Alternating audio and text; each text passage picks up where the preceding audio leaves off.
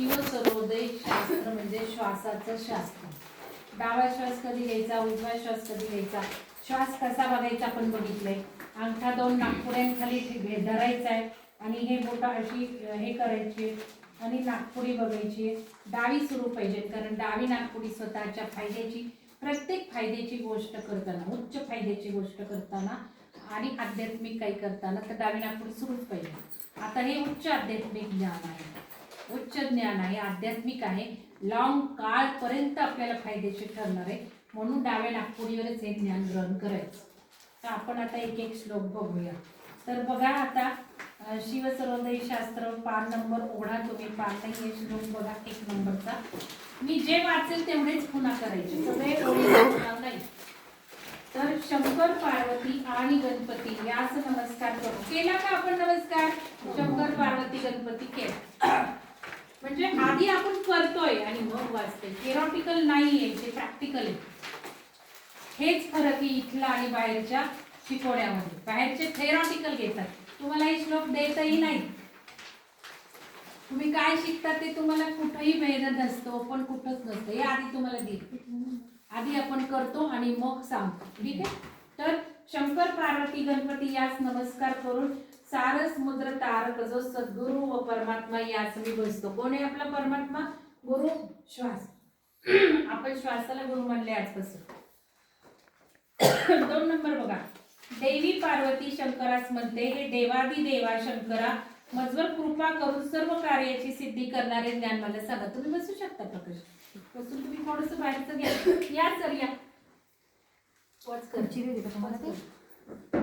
असं म्हणते, हे देवादी देवा शंकरा मजवर कृपा करून सर्व कार्याची सिद्धी करणारे ज्ञान मला सांगा. तर शिवसर्वोदय शास्त्र आहे ना, सर्व कार्याची सिद्धी करतं. सर्व कार्य म्हणजे काय? पाणी भरलं, चांगलंच पाणी भरलं जाणार आपल्याकडनं. दुकानात गेलो, चांगलाच माल आपण आणणार. कपडे, आपल्याला उपयोगीच कपडे आणणार. सगळी कामाला जायचं का नाही जायचं हे सुद्धा शास्त्र सांगतं. लढाया करायच्या का नाही, लढाई कशी जिंकू, ज्ञान कसं घ्यायचं हे सगळं. देवाची पूजा करायची कशी करायची हे सगळं सांग. कुठल्या श्वासात करायची, कशी म्हणजे श्वास आणि तत्व पुढे भाग 4 ला.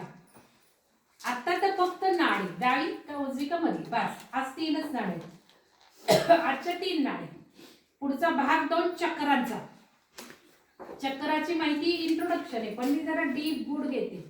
भाग 2 आपण शिवसर्वोदय शास्त्र एक्सटेंडेड शिकतो, त्याच्याही पेक्षा जास्त शिकतो, प्रॅक्टिकलला महत्व देतो. तर भाग 1 सर्व सिद्धी म्हणजे भाग 1 सुद्धा हा मटेरियलिस्टिक आहे. भाग 1 आध्यात्मिक पण आहे आणि आपल्याला मटेरियलिस्टिक म्हणजे काय, आपल्याला हवं ते मिळवून देणारा भाग येते. भाग 2 जास्त करून आध्यात्मिक ज्ञान घेणाऱ्यांनी करायचं. भाग 3 सुद्धा आध्यात्मिक शारीरिक फायदे. भाग 4 परत मटेरियलिस्टिक, कारण तो तत्व देतो, तत्व सांगतो कुठल्या तत्वावर काम करायचे.